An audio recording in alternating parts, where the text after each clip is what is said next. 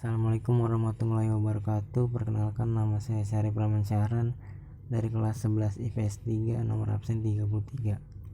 Di sini saya ingin mempresentasikan tentang proposal.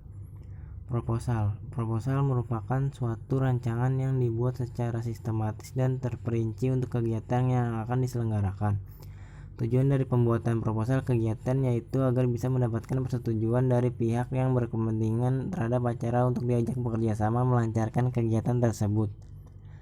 Selain itu, pengajuan proposal juga dapat digunakan sebagai pengajuan permohonan dan bantuan yang nantinya pihak terkait akan bekerja sama dengan penyelenggara kegiatan dengan memberikan bantuan dana. Isi proposal. Secara umum, isi proposal berupa usulan kegiatan. Adapun isi secara khusus dapat bermacam-macam bergantung pada jenis kegiatan yang diusulkan. Proposal penelitian memiliki perbedaan dengan proposal kegiatan seperti kerja bakti atau kerja sosial, perlombaan, dan kegiatan sejenis lainnya. Berikut bagian-bagian atau unsur-unsur yang sebaiknya ada di dalam proposal. 1. Latar belakang. Dalam bagian ini dikemukakan tentang kejadian, keadaan, atau hal yang melatar belakangi pentingnya dilaksanakan suatu penelitian. Apabila kegiatan yang diusulkan itu berupa kegiatan kesehatan penduduk desa, yang dikemukakan dalam latar belakang adalah tentang berjangkitnya penyakit menular dan sebagainya. 2. Masalah dan tujuan. Secara rinci dan spesifik kita perlu menyebutkan masalah dan tujuan-tujuan kegiatan. Rumuskanlah tujuan-tujuan itu dengan rasional dan persuasif sehingga yang membaca tertarik pada tujuan-tujuan tersebut. Ketiga, ruang lingkup kegiatan. Kegiatan yang diusulkan harus dijelaskan batas-batasnya. Membatasi ruang lingkup persoalan kegiatan sekurang-kurangnya memberikan dua manfaat. Dapat lebih terlihat oleh pengusul duduk persoalan dari kegiatan yang akan dilakukan. 4. Kerangka teoretis dan hipotesis. Dalam hal ini dikemukakan telah terhadap teori atau hasil-hasil penelitian sebelumnya yang berkaitan dengan masalah yang dirumuskan. Telah itu bisa berupa perbandingan, pengontrasan, dan peletakan teori-teori itu pada masalah yang akan diteliti. Teori-teori itu merupakan dasar argumentasi bagi pengusul dalam meneliti persoalan-persoalannya sehingga diperoleh jawaban yang dapat diandalkan. 5. Metode. Pada bagian ini dikemukakan metode kegiatan yang akan dilaksanakan termasuk teknik-teknik pengumpulan data. Dalam hubungan ini dapat disebutkan metode historis, deskriptif, ataupun eksperimental. Sementara itu, dalam hal teknik pengumpulan data dapat disebutkan teknik angket atau kuesioner, wawancara, observasi, studi pustaka, atau tes. Dalam bagian ini harus juga dikemukakan rencana pengelolaan data yang diperlukan. 6. Pelaksanaan kegiatan. Salah satu faktor yang turut diperhitungkan oleh penerima proposal adalah susunan personalia dari badan yang menyampaikan proposal tersebut. Sebab itu, tuliskan personalia yang dapat diandalkan untuk mengerjakan pekerjaan yang diusulkan itu. Bila perlu, daftar personalia atau pelaksanaan kegiatan tersebut dilengkapi dengan pendidikan dan keahlian mereka. 7. Fasilitas. Untuk mengerjakan suatu pekerjaan diperlukan pula fasilitas tertentu di pihak lain. Fasilitas yang ada itu akan lebih menekankan biaya sehingga kalkulasi biaya yang disodorkan akan menjadi lebih murah daripada kalau harus menyewa dari pihak-pihak lain. Yang 8. Keuntungan dan kerugian. Tentu lebih meyakinkan lagi jika dikemukakan juga keuntungan-keuntungan yang akan diperoleh dari pekerjaan itu. Hal ini bukan sesuatu yang berlebihan, tetapi untuk meyakinkan penerima usul bahwa biaya yang akan dikeluarkan tidak akan sia-sia dengan yang akan diperoleh.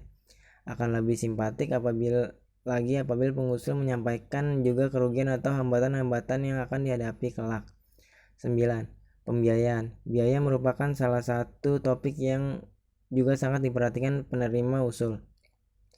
Namun, bagi badan penerima usul yang baik reputasinya, kualitas pekerjaan merupakan hal yang lebih diutamakan. Bagaimanapun juga, perincian biaya harus benar-benar digarap dalam proposal ini sehingga dapat meyakinkan penerima usul. Yang lebih diinginkan agar semua pos pembiayaan diberikan perincian tersendiri, Perincian itu dapat dibagi untuk upah, alat perlengkapan, belanja barang, biaya umum, dan sebagainya. Dengan memperhatikan aspek-aspek tersebut, kita dapat melengkapi suatu proposal sehingga menjadi teks yang utuh. A. Berdasarkan susunannya. Kita perlu memperhatikan bagian-bagian proposal yang perlu ditata urutannya berdasarkan ketentuan yang berlaku di dalam penyusunan proposal. B. Berdasarkan kelengkapannya. Tidak perlu memperhatikan bagian-bagian yang dianggap kurang dan penting untuk ditambahkan. C. Berdasarkan kepentingannya. Kita perlu memperhatikan bagian-bagian yang penting untuk dinyatakan. Informasi ataupun data yang tidak penting tidak perlu disertakan di dalam proposal. D. Berdasarkan kesesuaiannya. Kita perlu memperhatikan bagian-bagian proposal yang sudah dinyatakan sebelumnya dengan harapan proposal tersebut menjadi padu atau tidak bertentangan satu sama lain. Yang E. Berdasarkan kejelasannya. Kita perlu memperhatikan bagian-bagian yang belum jelas, misalnya data yang kurang. Oleh karena itu, kita perlu melengkapi bagian tersebut dengan data yang lebih terperinci. Adapun langkah-langkah untuk melengkapi informasi proposal adalah sebagai berikut.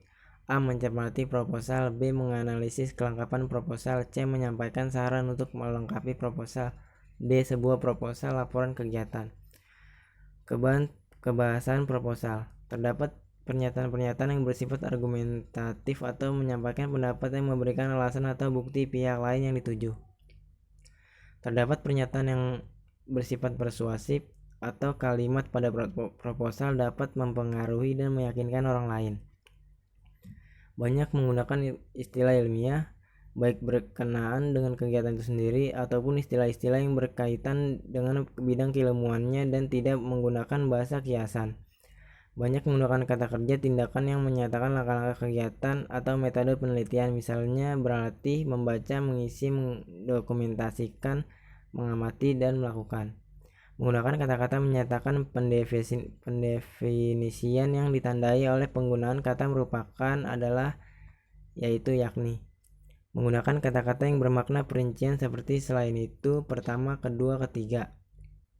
Menggunakan kata-kata yang mencerminkan sebuah perencanaan hal itu sesuai dengan sifat proposal sebagai usulan, rencana, atau rancangan program kegiatan. Menggunakan kata-kata bermakna lugas atau denotatif. Hal ini penting guna menghindari kesalahan pemahaman antara pihak pengusul dan pihak tertuju atau penerima proposal. Contoh proposal. A. Judul proposal: Perkemahan Sabtu Minggu bersama Gerakan Pramuka SMAN 2 Pelayan.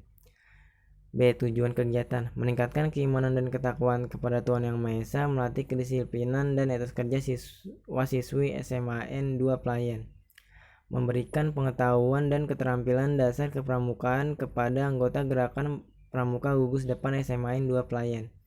C. Tema kegiatan: melalui Persami mewujudkan pribadi yang berani, mandiri, dan berbudi. D. Waktu dan tempat: hari tanggal Sabtu 13 September 2017 Minggu sampai Minggu 14 September 2017. Waktu jam 1 siang sampai dengan selesai. Tempat: Bumi Perkemahan Tahura Bunder Pelayan. E. Materi kegiatan: pertama PBB, yang kedua sandi, morse, dan semapur, yang ketiga renungan malam, yang keempat mengenali cuaca dan tanda-tanda malam, yang kelima mendirikan tenda, yang keenam pengenalan bivak, yang ketujuh pentas seni, yang kedelapan pengenalan dan penggunaan kompas, yang kesembilan olahraga, yang kesepuluh outbound. F. Susunan panitia terlampir. G. Peserta siswa-siswi kelas 10 SMAN 2 Pelayan yang terdiri dari 4 kelas dengan rincian 45 orang laki-laki dan 55 orang perempuan. H. Susunan acara terlampir. I. Anggaran dana terlampir. J. Penutup. Demikian proposal ini kami susun sebagai acuan pelaksanaan kegiatan. Semoga dengan partisipasi semua pihak, kegiatan ini dapat terselenggara sesuai harapan kita semua. Sekian dari presentasi saya. Apabila ada kesalahan kata mohon dimaafkan. Wabillahi taufiq wal hidayah. Wassalamualaikum warahmatullahi wabarakatuh.